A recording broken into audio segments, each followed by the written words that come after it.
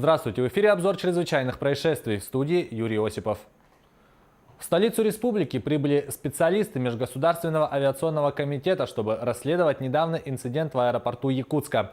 Его классифицировали как авиационное происшествие без человеческих жертв. По окончанию расследования сделают соответствующие выводы о причинах происшествия. Напомню, в ночь на среду, 10 октября, самолет Сухой Суперджет-100 авиакомпании «Якутия», выполнявший рейс Улан-Удэ-Якутск, выкатился за пределы взлетно-посадочной полосы.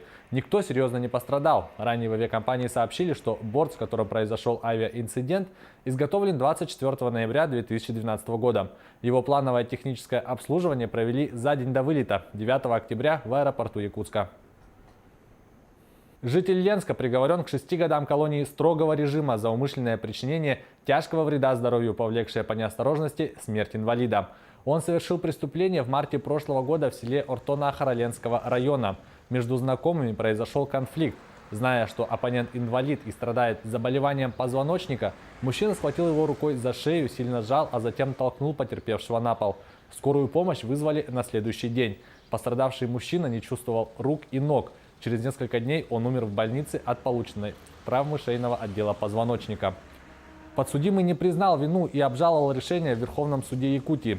Адвокат осужденного просил о смягчении наказания, настаивая на том, что вред потерпевшему был причинен по неосторожности. А подсудимый – единственный работоспособный мужчина в роду, которому нужно материально обеспечивать близких. Апелляционная жалоба была оставлена без удовлетворения. В Жиганском районе двух родных братьев отправили на принудительное лечение за 2 случая умышленного причинения тяжкого вреда здоровью. В январе один из двух братьев, находясь в состоянии алкогольного опьянения, во время ссоры ударил человека по голове деревянной шваброй. Второй из братьев в феврале, поссорившись во время пьянки, несколько раз ударил мужчину ножом по спине. Экспертиза установила, что у братьев имеются психические заболевания. Они не осознавали характер своих действий и не могли руководить своим поведением. Братья освобождены от уголовной ответственности. Вместо этого их отправили на принудительное лечение в психиатрическом стационаре общего типа. Жертвами крупной автоаварии в Чувашии стали 11 человек. Все погибшие пассажиры рейсового микроавтобуса «Фиат», следовавшего по маршруту из города Канаш в город Москва. Дорожно-транспортное происшествие произошло на 647-м километре федеральной автодороги М7 «Волга» в Чебоксарском районе республики. Микроавтобус столкнулся со следовавшим навстречу грузовым автомобилем МАЗ.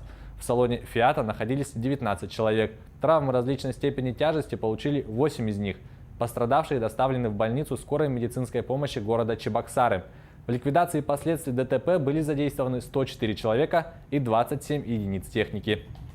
Нештатной ситуацией назвал Роскосмос отказ двигателей второй ступени при старте корабля «Союз» с экипажем из 2 человек. Космонавт Алексей Овчинин и астронавт Ник Хейг не пострадали. Они благополучно вернулись на Землю в результате срабатывания аварийной системы спасения. Экспертам предстоит разобраться в причинах чрезвычайного происшествия. Подробности в репортаже наших коллег. Технические специалисты завершают подготовку к старту космического корабля «Союз», на котором должны были отправиться к МКС участники 57-й экспедиции. Старт с космодрома Байконур назначен на 11 октября. В составе экипажа российский космонавт Алексей Овчинин и американский астронавт Ник Хейг. Он всю жизнь стремился в космос, и цель казалась совсем близкой. Это чувство нетерпеливого возбуждения, чувство исполнения детской мечты. Через несколько минут после запуска, по заявлению Роскосмоса, произошла нештатная ситуация. Первая ступень отделилась, но двигатели второй не сработали. Включилась система аварийного спасения. Экипаж в спасательной капсуле совершил посадку. Поисковая партия эвакуировала Овчинина и Хейга. Они прибыли в казахстанский Джесказган, откуда отправились в звездный городок под Москвой.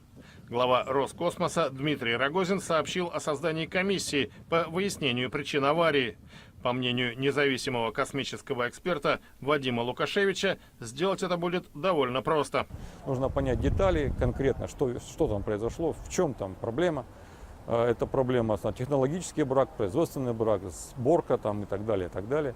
Вот. Но так как блоки отделились в положенное время, боковые, первой ступени, они упали в штатное районное падение, в степь, то есть их там найдут, их посмотрят, что там от них осталось. Вот эти все детали, которыми не крепятся узлы, это все будет найдено, исследовано. Это телеметрия есть. Я думаю, что установят причину достаточно быстро.